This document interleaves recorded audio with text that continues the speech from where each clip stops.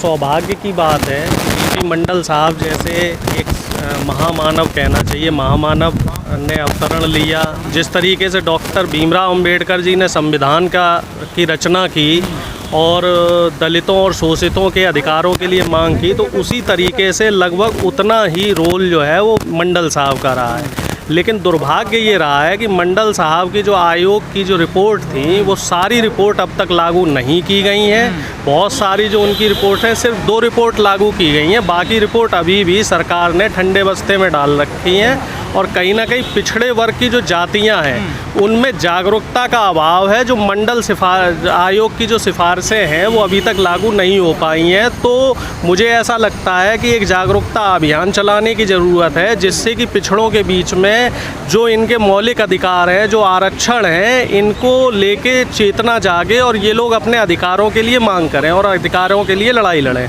ये इसमें कितनी सच्चाई है? कई लोग कहते हैं अभी भी अपने बयानों में कि जब मंडल कमीशन लागू हुआ तो उसका विरोध करने वाले भी ओबीसी समाज के लोग। बिल्कुल बिल्कुल बिल्कुल। जो पहले आदमी ने आत्मदाह किया था वो एक पिछड़ी जाति के थे, गोस्वामी जी।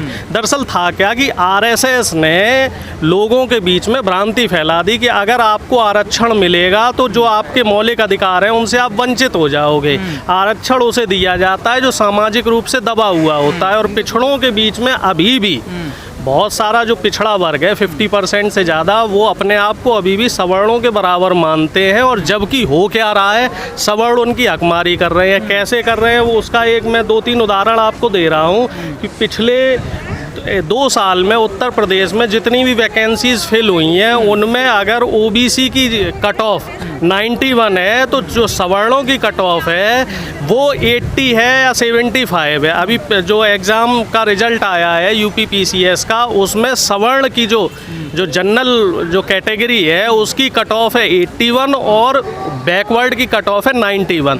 तो ये किस वजह से है? ये हमारे अंदर जो पिछड़ी वर्ग की जातियां हैं इनके अंदर जागरूकता के अभाव में है। सवर्ण क्या कर रहे हैं, ख़ासतौर से आरएसएस के जो मनवादी विचारधारा के लोग हैं, ये लोग ये कह रहे हैं कि कुर्मी और यादव बाकी जो पिछड़ी जातियां हैं उनकी हकमारी कर रहे हैं। अब उनको कोई समझाने वाला हो कि हम उनकी हकमारी कैसे कर सकते हैं। भाई जो 27% आरक्षण हमें मिला है उस आरक्षण में ही तो वो सीटें जानी चाहिए, वो मतलब जो है। और उसके ऊपर जो पहले क्या होता था, जब 2014 से पहले का सिस्टम ये था कि अगर मान लीजिए किसी कैंडिडेट के एग्ज़ाम दिया है कोई और उसके मार्क्स कट ऑफ अगर 90 है, जनरल की कट ऑफ, और उसके मार्क्स अगर 90 से ऊपर हैं तो वो ओपन कैटेगरी में आ जाया करता था। और ओपन कैटेगरी से हमेशा जो कट ऑफ है पिछड़े वर्ग की वो नीचे रहती थी और उससे नीचे रहती थी यूजुअली उसकी जो SC ST की कट ऑफ है वो और नीचे रहा करती थी। लेकिन अब क्या कर दिया है, अब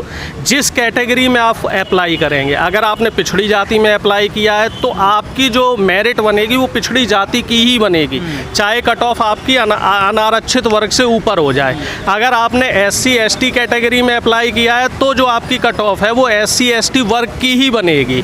तो ये दुर्भाग्य की बात है। और इसमें ना तो कोई पिछड़ी जाति का संगठन इस पे चर्चा कर रहा है और ना ही कोई दलित जो SC ST जाति के जो लोग हैं वो इस पे चर्चा कर रहे हैं और सरकार से मांग कर रहे हैं। कई दिनों से पद यात्रा करके आज भी डॉक्टर BP मंडल साहब की जयंती पे आज यहाँ प्रोग्राम रखा और मुझे लगता है कि अब देश जाग रहा है। जो लोग BP मंडल साहब का ठीक से लाभ भी नहीं ले पाए और वो लोग जो हिंदू बनने का अपने आप को सपना देख रहे हैं या हिंदू बनने की कोशिश कर रहे हैं और सिर्फ एक जाति 1-2 जातियाँ उनको किसी न किसी तरीके से यूज करके, जैसे अभी आपने कहा था कि जब मंडल कमीशन लागू हो रहा था तो OBC के ही लोग अपने आप में विरोध कर रहे थे और आगे लगा के कुछ लोग मरे भी थे।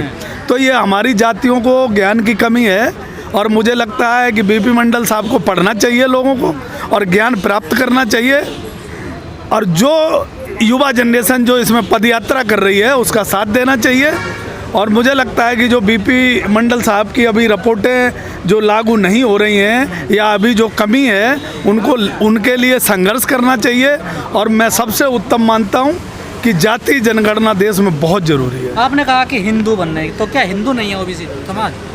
नहीं, हिंदू हैं लेकिन हम वो हिंदू नहीं है ना, हम सनातनी हिंदू हैं। लेकिन जो एक रोजगार जिन्होंने हिंदू बना दिया, रोजगार के नाम पे अपने आप को हिंदू डेवलप कर लिया है, वो हिंदू हमें नहीं बनना है। हमें सनातनी रहना है। हमें हमारा धर्म जो है सनातनी है, हम उस टाइप के रहना चाहते हैं। जो हिंदू के नाम से रोजगार लोग कर रहे हैं उनका साथ नहीं देना चाहिए, उनसे बच के रहना चाहिए। वो लोग हमारे साथ धोखा करते हैं, अन्याय करते हैं, हमारा शोषण करते हैं, और समय आने पे हमें हिंदू का तबका देके और हमें अपने साथ ले लेते हैं, वोट लूट लेते हैं, उसके बाद हमारा शोषण करते हैं। लेकिन यादव जी बात समझ में नहीं आती। यूपी में जैसे गुर्जर है, ओबीसी आता है, ठीक है ना सर, लेकिन रिजर्वेशन का विरोध करता है। जैसे जाट है वो भी ओबीसी में आता है, मैंने इसीलिए का विरोध करता है। मैं इसीलिए कह रहा हूँ कि बीपी मंडल साहब को पढ़ना चाहिए। सही तो पता ही नहीं है लोगों को कि ये जो मंडल कमीशन की रिपोर्ट आई थी, ये किन जातियों को फायदा लाभ पहुंचाती है, ओबीसी में कौन लोग आते हैं, उनको बहकाया जाता है। जब मंडल कमीशन की रिपोर्ट लागू हो रही थी तो बता रहा ना, लोग जले थे ना, मरे थे ना, उनको ही आगे कर दिया था ना। तो इसीलिए हमारे लोगों को अभी आंखों पे पर्दा पड़ा हुआ है, उनको बहकाया जाता है। बहकने की ज़रूरत नहीं है। मुझे लगता है बीपी मंडल साहब को पढ़ना चाहिए, लोगों को समझना चाहिए, और जो हमारे युवा जनरेशन पदयात्रा कर रही है, बीपी मंडल के साहब के लोगों को जगाना चाह रही है, उनको जागना चाहिए। और मुझे लगता है कि बाबा साहब के अन्यायी और बीपी मंडल साहब के अन्यायी एक साथ आ जाने चाहिए। तो उनका मजाक बनाया जाता है कि ओबीसी समाज देखो कावड़ बनने जा रहा है। भाई देखिए, कावड़ भरना या मंदिर में जाना, मस्जिद में जाना, ये धार्मिक आस्था का विषय है। लेकिन ऐसा नहीं होना चाहिए कि आप सिर्फ कावड़ भरने पे ही रहें, अपने मौलिक अधिकारों को ना समझें। हमारे युवाओं को संविधान को पढ़ना चाहिए, मंडल साहब को पढ़ना चाहिए, डॉक्टर भीमराव अंबेडकर को पढ़ना चाहिए, और डॉक्टर राम मनोहर लोहिया के संविधान को पढ़ना चाहिए। तमाम जो ओबीसी की कम्युनिटी है, इनको बरगला रखा है कि आप पहले हिंदू हैं, उसके बाद आपकी कोई जाति है। उनको हिंदू बना रखा है, और हिंदू क्या है, हिंदुत्व क्या है, हिंदुइज्म क्या है, ये बताने में वो लोग असमर्थ हैं।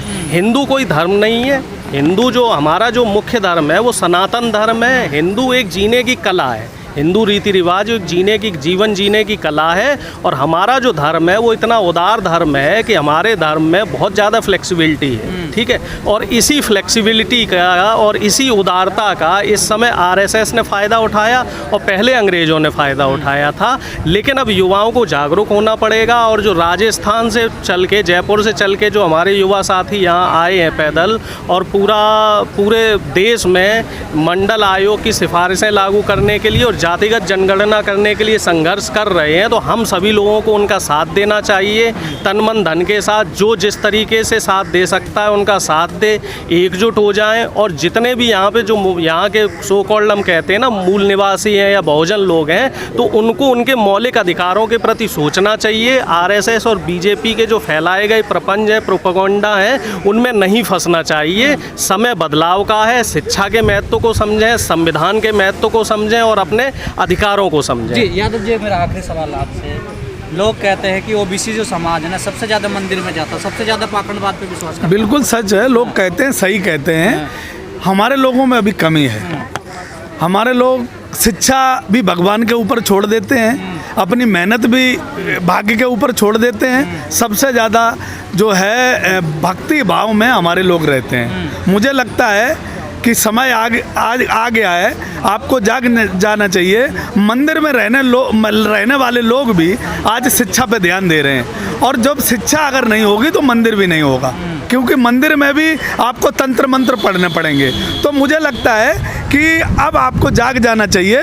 सिर्फ मंदिर ही से काम नहीं चलेगा, आपको शिक्षा और बीपी मंडल साहब को पढ़ना पड़ेगा, बाबा साहब को पढ़ना पड़ेगा, संविधान को पढ़ना पड़ेगा, और अपना हक मांगने का यही तरीका है। और मुझे लगता है कि उत्तर प्रदेश के मुख्यमंत्री, पूर्व मुख्यमंत्री अखिलेश यादव जी ने जो वादा किया है कि जातीय जनगणना उत्तर प्रदेश में अगर सपा की सरकार बनी तो ज़रूर होगी, और मुझे विश्वास है कि केंद्र सरकार भी मानेगी अपने स्तर पर और जातीय जनगणना कराएगी, क्योंकि ओबीसी लोगों के लिए ये बहुत ज़रूरी है।